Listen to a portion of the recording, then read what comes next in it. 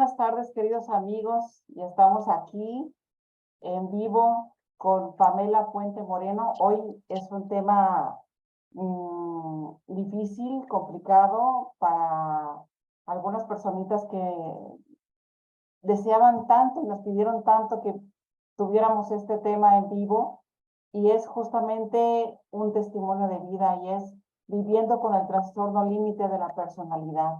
Y ustedes, muchos de ustedes me dirán, bueno, ¿y qué es eso del trastorno límite de la personalidad? Y ya, ¿qué mejor para saber qué es el trastorno que Pamela Puente Moreno, la cual es mi hija? Y pues estamos aquí las dos para darles un testimonio de vida.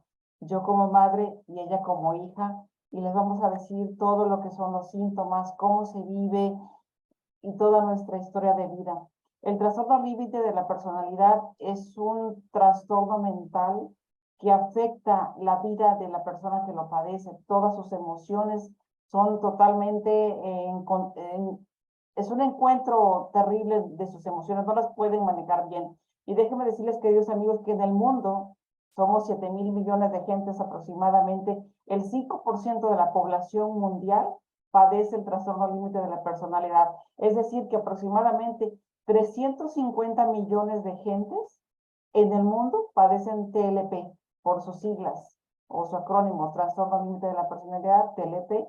350 millones de gentes en el mundo. En México, el 1.5% de la población mexicana padece el TLP. Esto quiere decir que aproximadamente 1.800.000 personas, no, perdón, sí, 1.800.000 personas padecen el trastorno límite de la personalidad. Imagínense estos datos estadísticos que el mismo gobierno federal proporciona en su página oficial.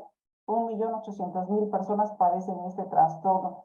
Y qué mejor que Pamela para decirnos cómo lo ha vivido y platicarnos su historia de vida. Pamela. Sí, es un trastorno que tal vez no es muy escuchado, pero que sí se vive hoy en día. Incluso hay casos en los que incluso no tienen un diagnóstico como tal, los pacientes no tienen un diagnóstico como tal y por lo tanto no saben qué es lo que padecen realmente. Este trastorno límite de la personalidad se caracteriza por mantener relaciones inestables, alteraciones en la imagen, tienen conductas temerarias, inclusive hasta suicidas, así como la inestabilidad afectiva en el estado de ánimo, sentimientos de vacío, sentimientos de que nadie los quiere, sentimientos de falta de control de la ira, se enojan por todo en un momentito. Se pudiera a veces confundir con la bipolaridad, pero no es esta. ¿Por qué? Porque hay una gran diferencia. La bipolaridad en un momento estás tranquila y en el siguiente momento estás todo sonriente, y en el TLP se va manteniendo durante mucho tiempo estas inestabilidades. Entonces, por eso es que es la diferencia entre la bipolaridad y el TLP, porque según estudios médicos y en algunos pacientes se puede confundir estos dos trastornos, ¿no? En el caso de nosotros, Pamela empezó a los 11 años a tener ciertas dificultades en la escuela y en la familia desde que tenía 5 años, cuando vivió el proceso de separación de su padre conmigo. Pues el proceso fue brusco, fue terrible, fue muy dramática la separación entre su padre y yo por violencia familiar. Y bueno, ella lo resintió porque estaba muy apegada a su papá. Va creciendo, vamos pasando nosotras por un proceso difícil en el que mi madre y su papá de ellas, pues inclusive me ingresan hasta el cerezo por ciertas cuestiones que después en otra ocasión podremos platicar más detenidamente. Y yo me vuelvo agresiva con mis propias hijas, con ella y con una hermana que tiene. Me vuelvo agresiva, no lo era, pero después sí lo fui. Y entre la separación del papá con la agresividad que yo presenté posterior por la depresión, recordemos que el, el, el enojo es una máscara de todo el dolor que uno trae por dentro. Entonces Pamela fue resintiendo este entorno difícil Y al entrar a la escuela, cuando estaba en la secundaria, era la secundaria, ¿verdad? Sí, Eh, Fue cuando ella empezó a sentirse eh, acosada por el bullying. Entonces, sufrió mucho bullying y bueno, ahí viene la historia de Pame cuando estabas en la secundaria. sí, bueno, puedo relatar lo que fue cuando tenía 11 años, todavía estaba en sexto para pasar a secundaria. Recuerdo que pues no me importaba mucho cuando era niña los comentarios de los demás, pues uno es pequeño y no sabe muy bien cómo son los juicios sociales todavía a esa edad.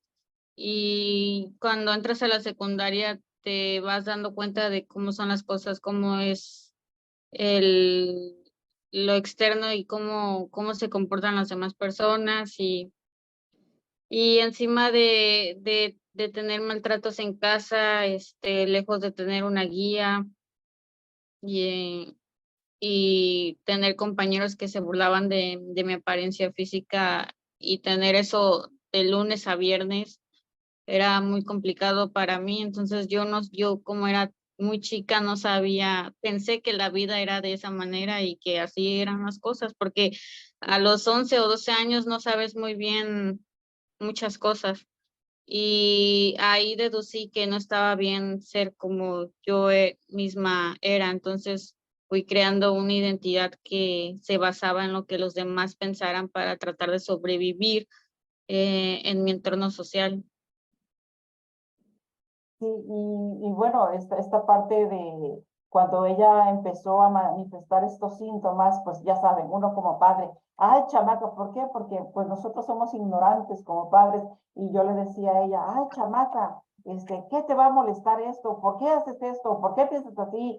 Y uno la regañaba y así, esto sucedió los primeros síntomas cuando ella tenía 11 años y pasaron aproximadamente 10 años de vivir en esta dinámica.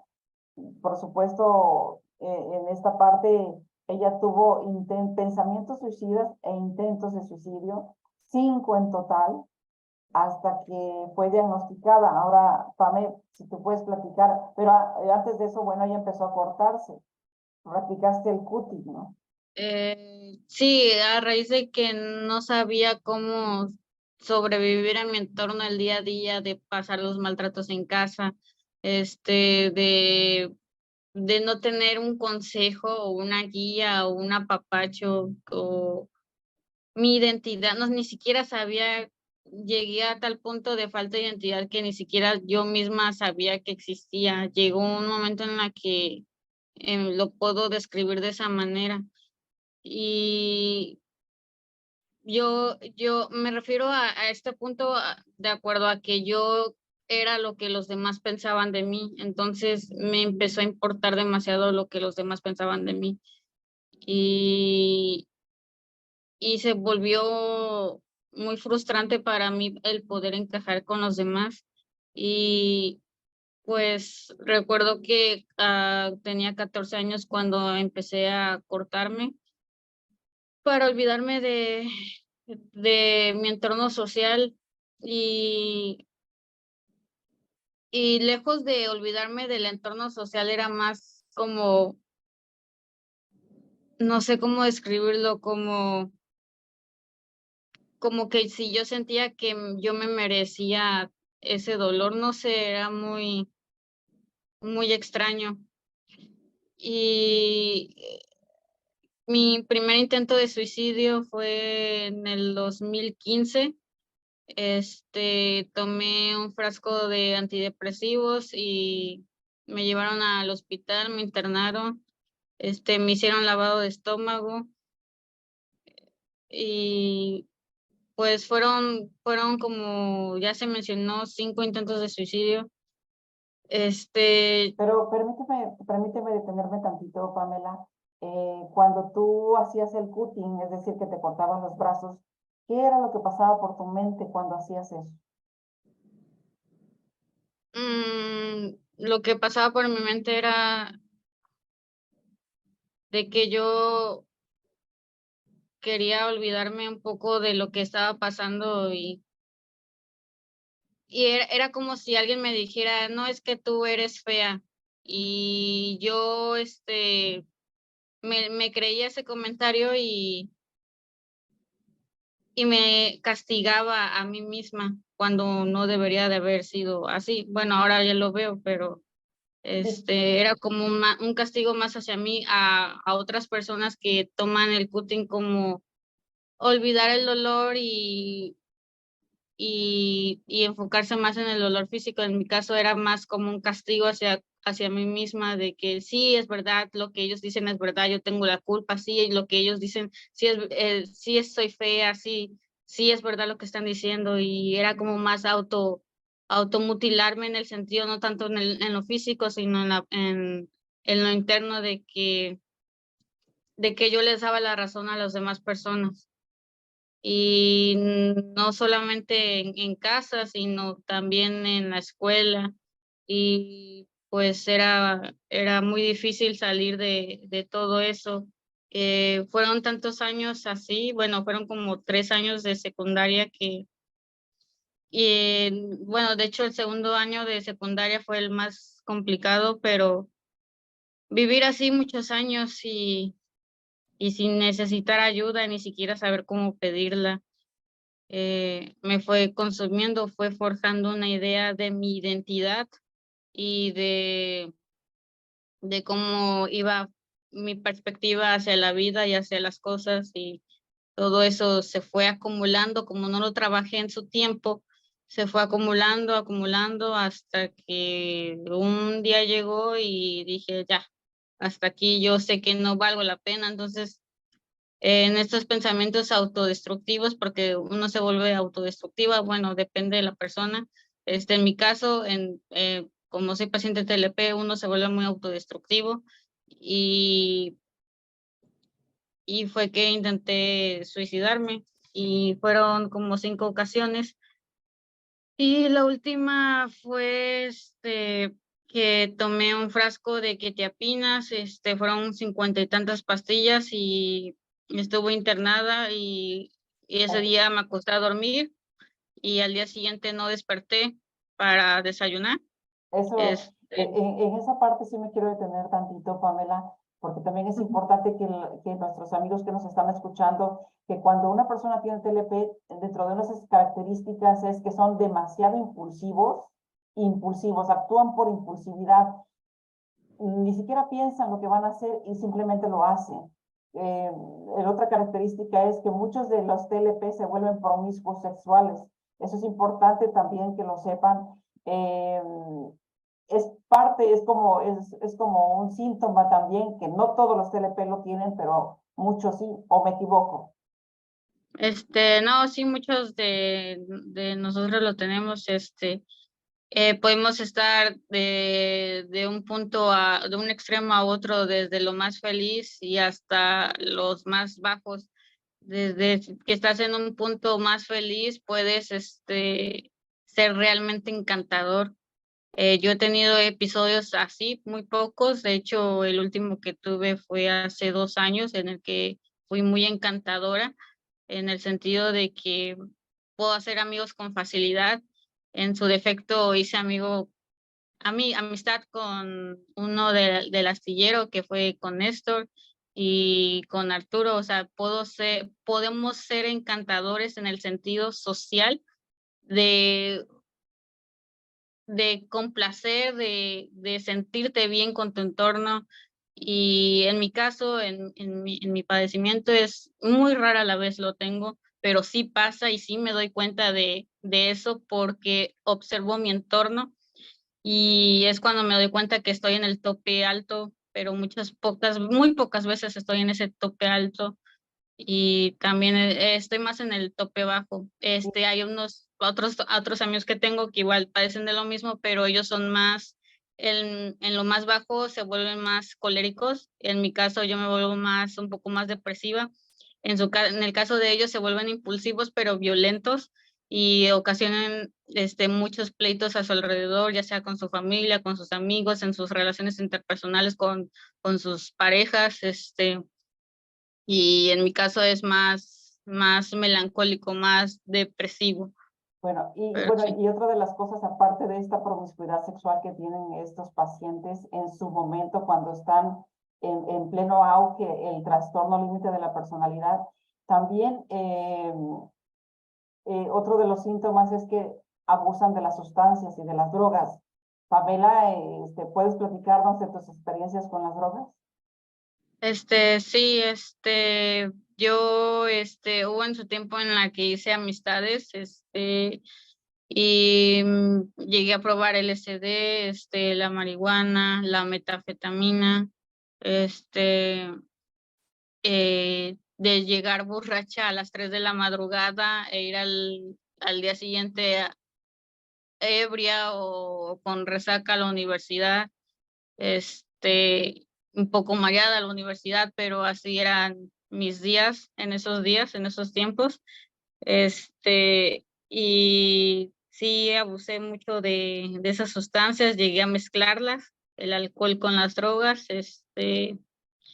y fue más que nada para, lejos de experimentar, sentir un poco más de, de sentido a mi vida, de tener ese placer, porque sí hay otra cosa que igual característica al TLP es el vacío crónico, y ese vacío es muy difícil, uno de los más difíciles de quitarlo. Entonces yo en su tiempo,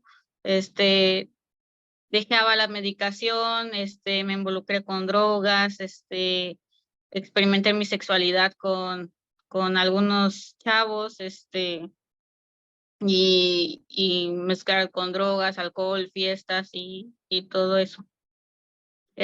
Pero todo eso, pues, yo lo fui, ¿cómo se dice? Este,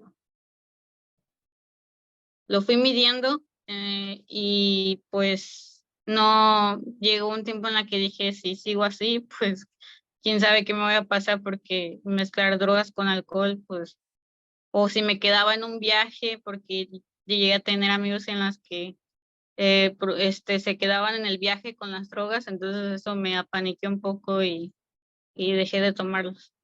Y otra de las cosas también, queridos amigos, que también me sucedió con Pamela, es que la tuvimos que rescatar de la trata de blancas, porque en este sentimiento de vacío que ella ha sentido durante mucho tiempo, pues ya saben que en las redes sociales no falta aquel que les diga, ay, mijita, sí, salte de tu casa, yo te quiero mucho y te voy a amar y te voy a dar todo. Y bueno, ella conoció a una persona a través del Facebook que le prometió y le dijo que la iba a amar, y ella con este problema que padece, bueno, ella le creyó, y ella por su propio pie fue a caer con una persona que dentro de esa casa tenía otras jovencitas adolescentes que ya las tenía ahí cautivas, y ahí fue a llegar Pamela. Si puedes platicar tu experiencia.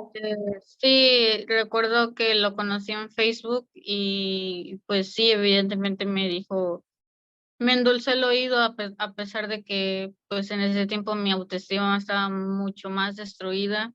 Yo lo único que quería era sentirme importante para alguien, ya que muchos años no me sentí valiosa, ni siquiera tuve un punto de referencia de que yo era valiosa y que valía la pena, pues.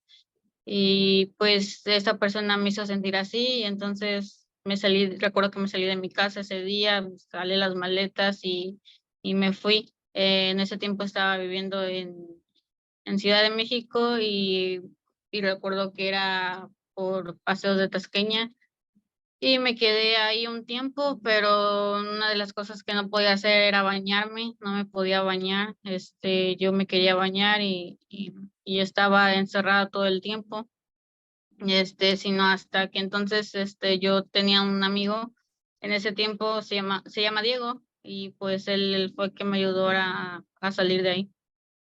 Para que vean, queridos amigos, la importancia de la red de apoyo. Todo esto que está platicando Pamela, yo y su padre influimos mucho. Es bien importante para los padres el ser una red de apoyo y ser un ejemplo para los hijos, porque lo que nosotros hacemos repercute en ellos. Entonces, tan es así que ella con el tiempo, con todo, el TLP es multifactorial. Para los que se acaban de reunir, el TLP es el trastorno límite de la personalidad, y este es multifactorial, es lo que vives en casa, más lo que vives afuera, y más cierta predisposición genética que puedes tener, y todo eso hace un conjunto que cuando la persona no es resiliente, y recordemos que la resiliencia es esa parte que nos llega de que nos puede caer una casa encima y nos levantamos y seguimos adelante. Hay personas que no son resilientes por naturaleza y que al tener todo este tipo, este entorno con el que van creciendo y al no tener una guía, en ese caso yo no supe ser su guía, soy su madre, yo lo acepto, yo no supe ser su guía porque yo también estaba viviendo una historia de terror con mi madre y bueno, toda una serie de cosas que se suscitaron, que ella desarrolla ese trastorno de la personalidad y bueno, ella empieza a padecer, pero yo no me daba cuenta. Y entonces cuando ella tenía estas situaciones o estos episodios, yo la regañaba, yo le decía cómo es posible que esto, que el otro, que aquí, que allá. Y en su último intento de suicidio, bueno, así como ella lo afirma, ella se tomó 57 pastillas de quetiapina. Ustedes se pueden imaginar lo que son los 57 pastillas de quetiapina. O sea, si con una te tumba, imagínense 57. Se acuesta a dormir y al día siguiente que la quiero despertar, ella ya no despierta. Y cuando la volteo, porque estaba boca abajo, ya le escurría sangre por los ojos, por los oídos, por la nariz. Y en ese momento le hablo al novio para que me ayude para llevarla al hospital. Y la llevamos corriendo, el novio llega, la carga, y yo ya sentía que mi corazón se desbocaba, yo ya estaba mal, y pues bueno, la llevamos al hospital y el médico me dice, ya no tenemos nada porque le hicieron un lavado de estómago, y ya me dice el médico, pues ya le intentamos hacer el lavado de estómago, pero ya todas las pastillas, el cuerpo ya lo absorbió, ya depende de ella. Y si un día vieron la película del Exorcista, hagan en cuenta que era ella. El cerebro de Pamela se volvió loco, la tuvieron que amarrar porque se azotaba y los ojos, hagan de cuenta que era el exorcista, porque el cerebro estaba deschavetado totalmente. Y el psiquiatra me dijo, el doctor Vivanco, si es que nos llega a escuchar alguna vez por ahí, muy buen psiquiatra, el doctor me dijo, su hija padece, con esto que se tomó, padece el trastorno límite de la personalidad, desarrolló el síndrome neuroléptico maligno.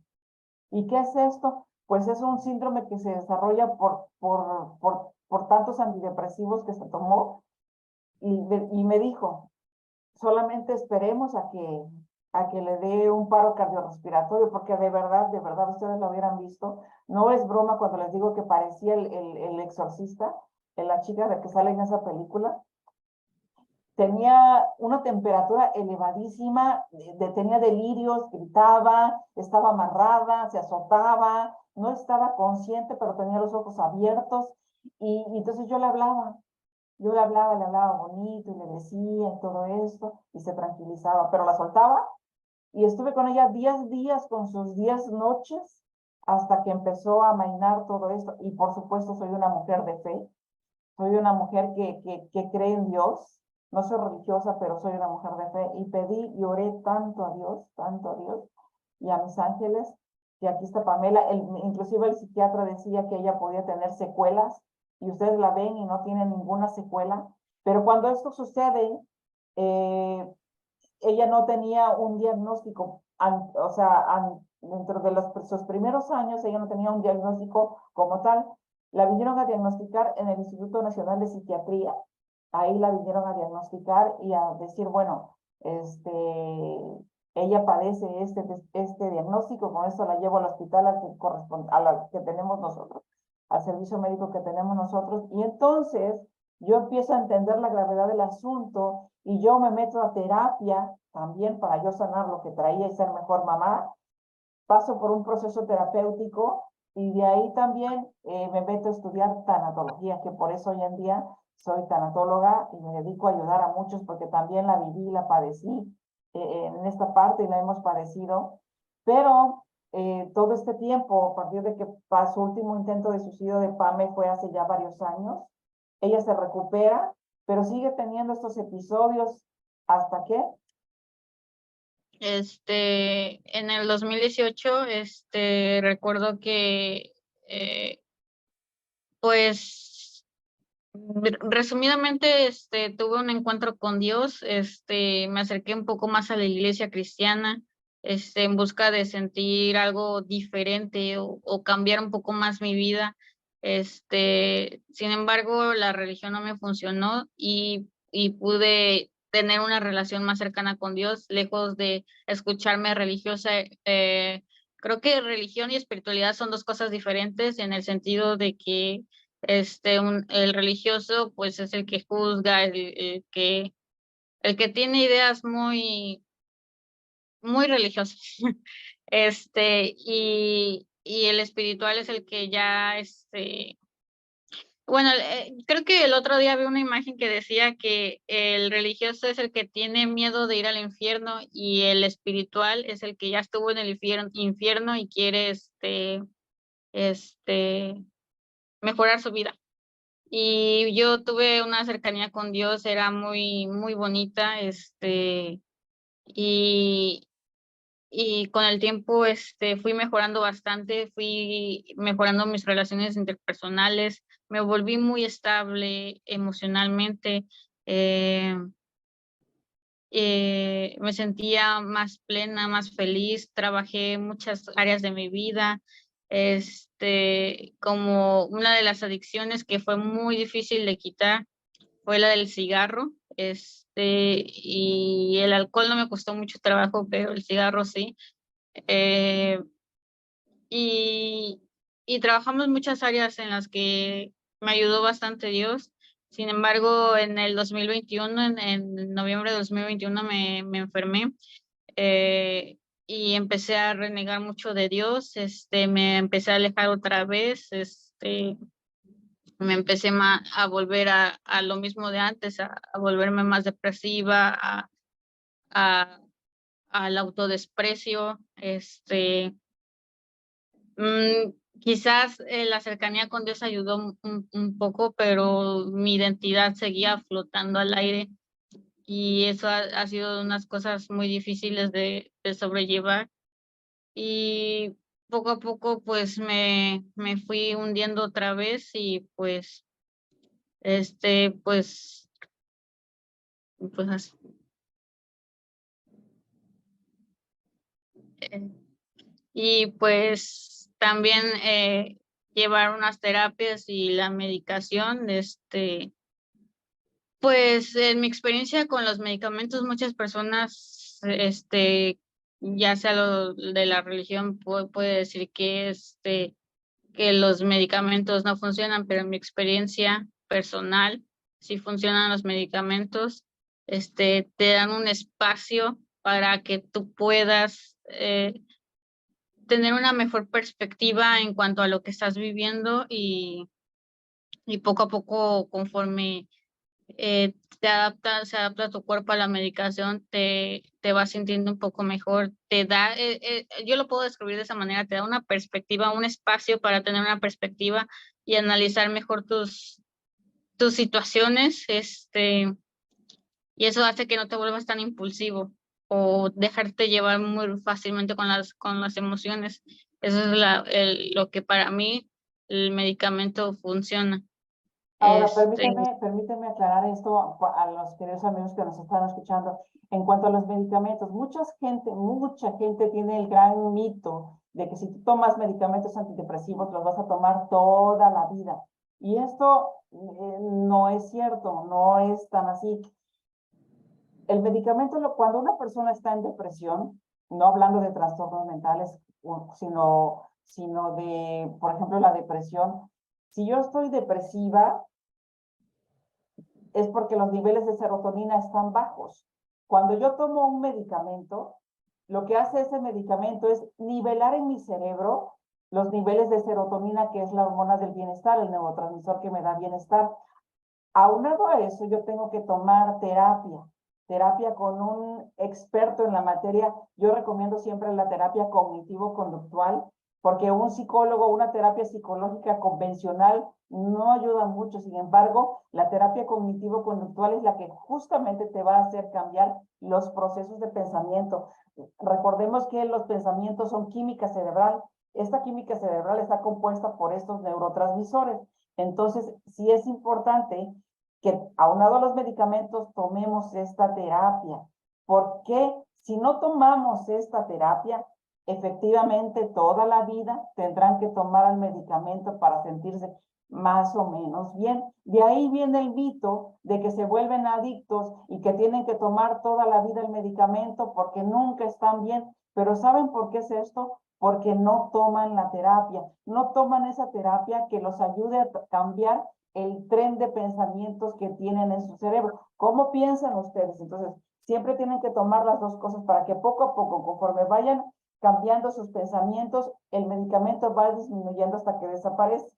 En el caso de los trastornos mentales, no hay una cura al 100%, en el TLP hablando, hay una remisión. La remisión es un término psiquiátrico que utilizan los médicos psiquiatras. Remisión quiere decir que la persona se va a componer en un 99%, pero ese 1% va a quedar en episodios que de repente se le van a presentar, pero de cómo estaban en un 100% de síntomas, pueden remisionarse hasta un 99%, y ese 1% son los episodios que puedan tener. Ahora bien, el TLP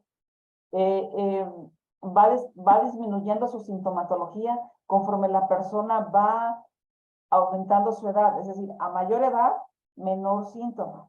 Por supuesto, si lo trata, si se atiende, si toma su medicamento y si toma la terapia, pues muchísimo mejor. Pamela. Sí, como ya había mencionado, los síntomas van bajando.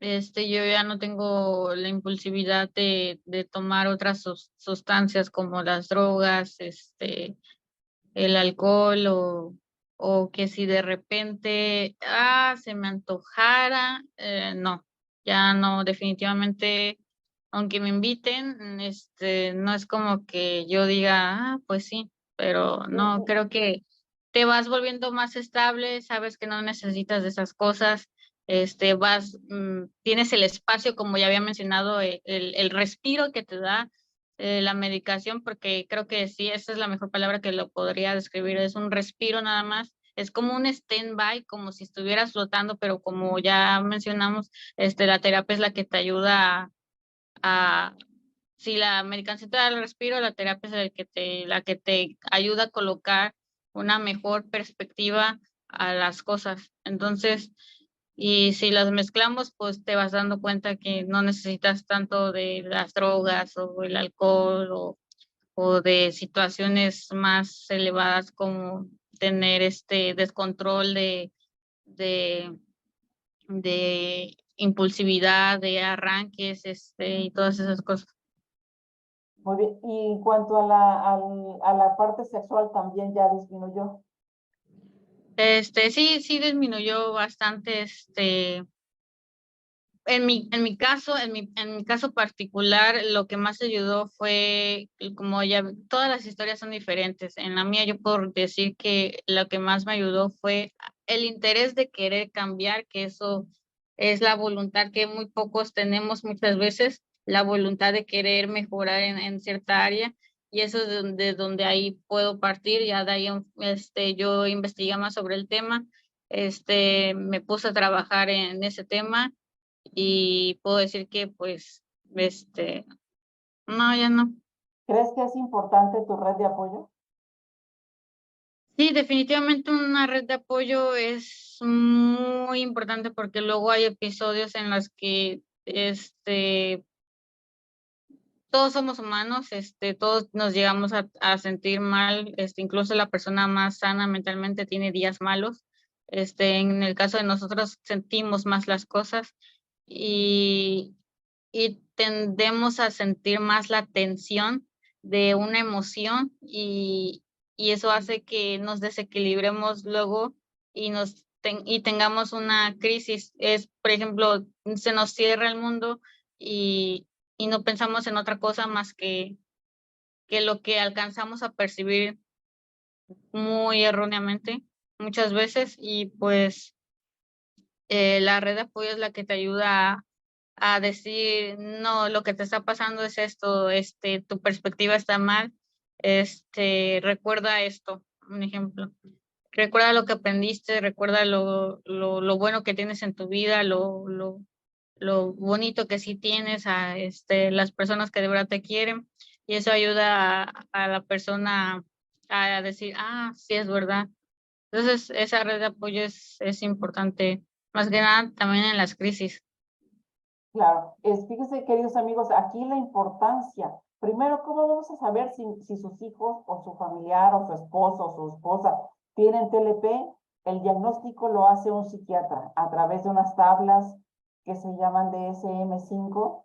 El psiquiatra valora a la persona y determina si tiene TLP o es algún otro trastorno. Él es el indicado para decir si sí o no. Si se diagnostica como TLP, bueno, pues lo importante y lo primero es la red de apoyo, porque la red de apoyo, como somos los padres o los familiares más cercanos, tenemos que saber de qué se trata el TLP, cómo podemos ayudar a nuestro familiar que tiene TLP, cómo podemos ser la mejor red de apoyo para ellos, porque no es lo mismo hablar con una familiar de manera normal a hablar con un TLP. En mi caso personal, si yo le decía a Pamela, peínate, estás toda despeinada, es motivo suficiente como para que ella dijera, todos me odian, nadie me quiere, y se tumbara al suelo, ¿eh? Por eso siempre es importante saber cómo podemos dirigirnos con los pacientes TLP. Y les voy a poner un caso que no hace mucho nos pasó. A Pamela le gustan ¿cómo se llaman el que se murió? Unos animalitos, son como ratoncitos, no me acuerdo. Tuyos. Los cuyos, ajá. Ella compró uno y bueno, ella se salió de comisión a otro lugar por el trabajo y se lo encargó a una persona alcohólica. Digo, ahí se equivocó ella al dárselo a una persona que es alcohólica. El ratoncito murió y ella, por supuesto, siendo TLP, ¿qué creen que pasó? No, hombre, explotó y le dijo a la persona hasta de lo que se iba a morir y todo. Su hermana pues empieza a decirle que no sé qué, y otras personas le dijeron, oye, te pasaste de lanza y ta.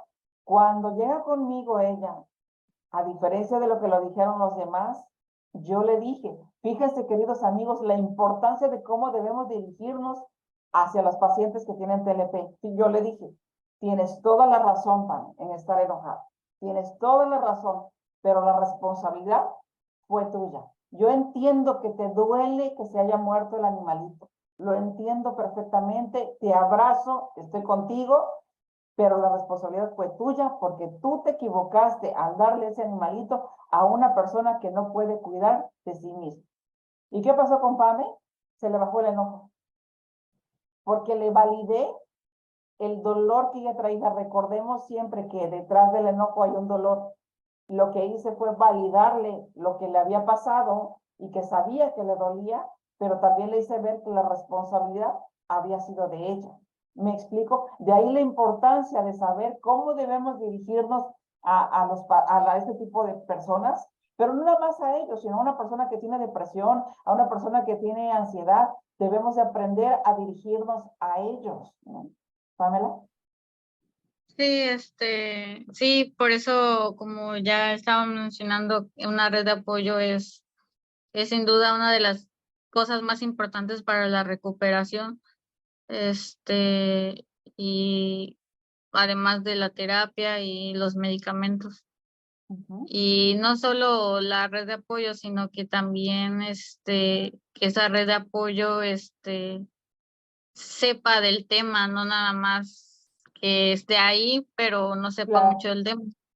Y pues cuando alguien de tu familia está así, yo creo que también los otros miembros de la familia deben de saber de qué es lo que trata en sí este trastorno para que sepan un poco cómo ayudar a la otra persona a salir adelante. Ahora, Pame, hasta hace unos días, déjenme decirle, queridos amigos, Pame no estaba comprometida con su terapia. Hoy sí. ¿Qué te hizo cambiar?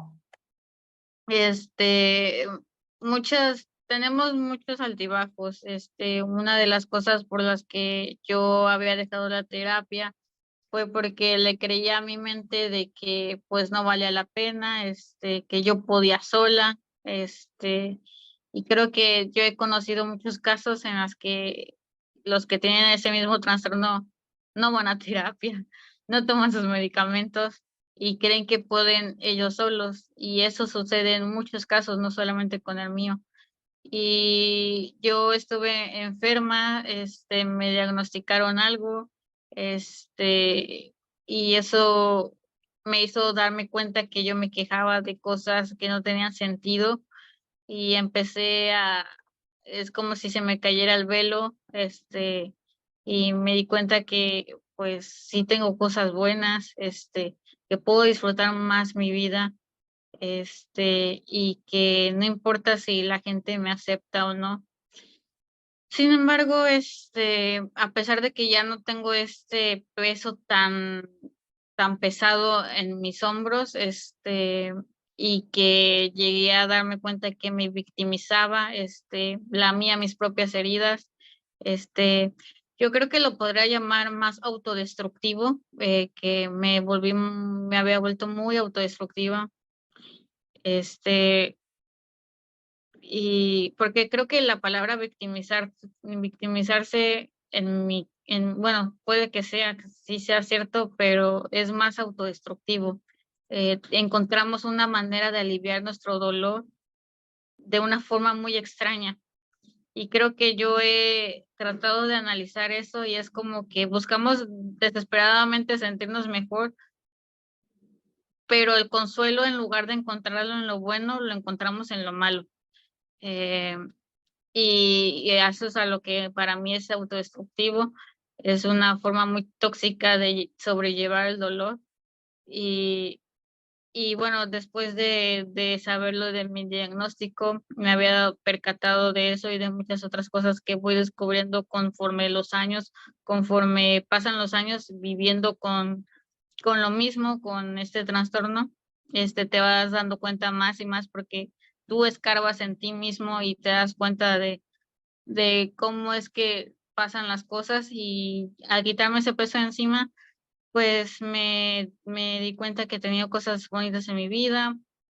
Sin embargo, ya en lugar de volverme muy autodestructiva, decidí luchar, con mi mente, no luchar, sino anteponerme a los pensamientos negativos, y, y anteponerse, me di cuenta que realmente no es que mi enfermedad no se trata de que yo sea autodestructiva o no, de verdad me di cuenta que sí estaba enferma y que lejos de hacerme la mártir o como muchas otras personas de la sociedad pudiera decir, la verdad es que no, buscamos un consuelo de una manera muy tóxica, pero la verdad es que sí estamos enfermos y sí tenemos ataques de ansiedad, y, y yo me di cuenta de esto, y cuando me di cuenta traté de sobreponerme, de controlar mejor mis pensamientos negativos. Sin embargo, muchas veces eso es muy complicado, muy difícil, porque sentimos demasiado,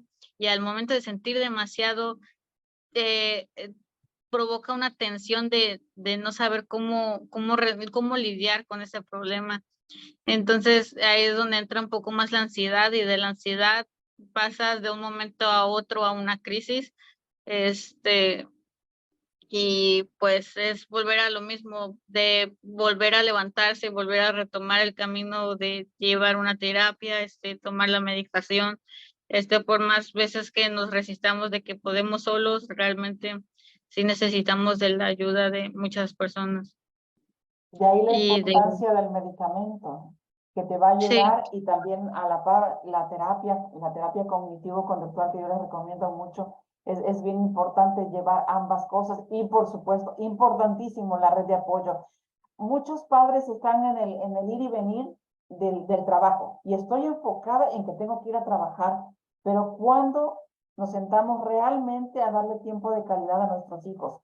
Yo doy un curso que se llama Aprendiendo a ser padres. Si todos naciéramos y cuando ya somos adultos supiéramos ser padres, otro cuento nos contar a la humanidad. Pero como no es así y no nos preocupamos por prepararnos para ser padres, ahí viene toda esta dificultad. Los jóvenes hoy en día, jóvenes hoy en día, ¿cuánta depresión no hay? ¿Cuántos ataques de pánico, ansiedad, esquizofrenia y todo eso? Bueno, que lo que realmente se puede llamar locura, lo únicamente es la esquizofrenia, todo lo demás son enfermedades mentales, incluyendo la depresión, pero la de verdad, la locura es la esquizofrenia. Pero si nosotros estuviéramos, así como nos duele el apéndice y vamos a que nos operen y todo, ¿por qué cuando estamos tristes, antes de que se convierta en depresión, por qué no vamos a un psicólogo? ¿O por qué no vamos con un especialista en terapia? ¿Por qué no lo hacemos? Porque aprendemos a sobrevivir en la vida, no a vivir. No estamos yendo a la vida. Y si desde ahí yo estoy educando unos hijos, pues imagínense qué va a ser de esos hijos si yo no los estoy llevando a la vida. Si yo miro mi depresión, si yo estoy enfocada en mi ansiedad, si yo estoy enfocado en el trabajo, entonces desde ahí estoy educando a mis hijos. Entonces, ¿qué va a ser lo que me pasó a mí? Yo enfocada en mi depresión y también en mis pensamientos suicidas que tuve en mi momento cuando yo estaba viviendo también cosas terribles con mi familia de origen, que no vi a mis hijas. Entonces, este video de hoy, este en vivo de hoy, es para dar un testimonio de vida, de todo lo que se puede vivir cuando no nos preocupamos por ser mejores padres. Los hijos son como una esponjita, absorben todo lo que uno es. Y si lo que uno es y lo que uno mira es tristeza, depresión, preocupación por el dinero, que ya me peleé con la esposa y todo, y los niños están absorbiendo todo eso, imagínense qué de adulto van a ser, ¿no? ¿Qué tipo de adultos van a ser? Eso se los dejo de tarea, se los dejo como reflexión, y es, tratemos de ser mejor versión. Si ya nuestros hijos son adultos, entonces enfoquémonos en el aquí y en el ahora y en el estar para ellos, no importa que tengan 30, 40 años, porque la depresión, la ansiedad, la tristeza se genera en cualquier momento de nuestra vida.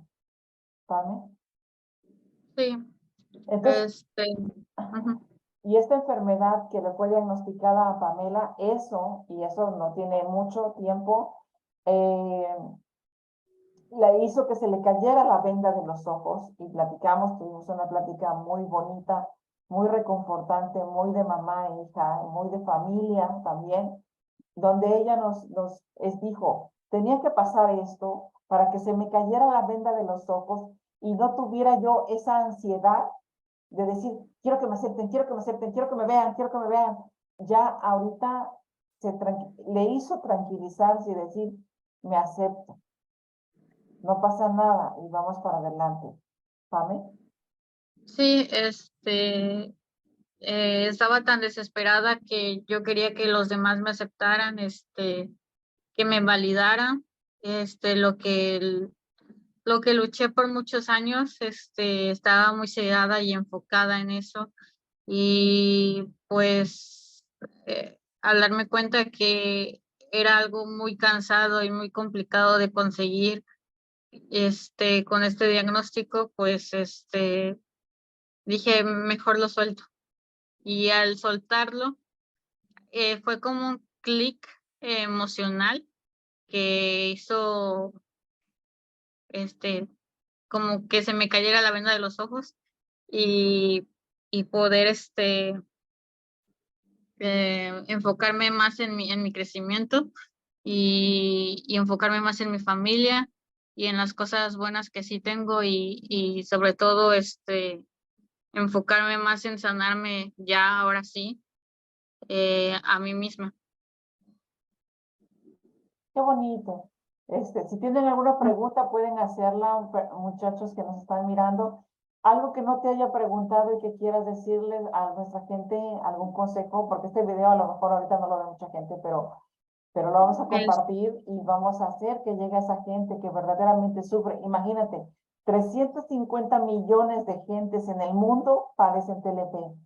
Así que muchachos, ustedes compartan el video, compartan, porque este es un testimonio de vida de lo que se vive como padre lo que vive el paciente, ¿no? En México, 1.800.000 personas son diagnosticadas con TLP. Pues lo que quisiera agregar es que muchos de nosotros dejamos y las terapias las retomamos, y mi consejo, como ya viví muchos años con lo mismo y he vivido muchos años con lo mismo, es que sigas tu tratamiento como tal y pues no lo abandones. Muchas gracias, Pame. Y ustedes, queridos amigos, pues eh, este es el testimonio de nosotras. A mí como madre me toca siempre apoyar a Pamela, soy su madre, la amo, pero para yo poder llegar a apoyarla, yo también tuve que estar en un proceso terapéutico, sanar todo lo que traía de mi familia de origen, del papá de ellas, de muchas cosas, de mucha historia. Pueden buscar ahí, por ahí un video en YouTube que se llama ¿Quién es María Tablita? Esa es mi historia, en el canal de Xochitl Moreno Escanga. Esa es mi historia de mí, y bueno, de ahí se deriva toda esta parte de Pamela y de mi otra hija. Y bueno, tuve que sanar para poder ayudar a Pamela, a quien Sí, amo con todo mi corazón. y sobre todo es de que pues y busques también la forma de trabajar contigo mismo, porque no lo va a hacer el doctor, no lo va a hacer tu amigo, sino lo vas a hacer tú, enfocándote en ti mismo. Así es. Pues muchas gracias, queridos amigos, por habernos acompañado. No hubo preguntas, pero les pido de favor que compartan este video, compartan y lleguemos a más gente para que vean un poquito de luz con las personas que ya están casi del otro lado. Gracias por habernos acompañado y los espero en la siguiente aquí, en este rinconcito de cielo. Cuídense.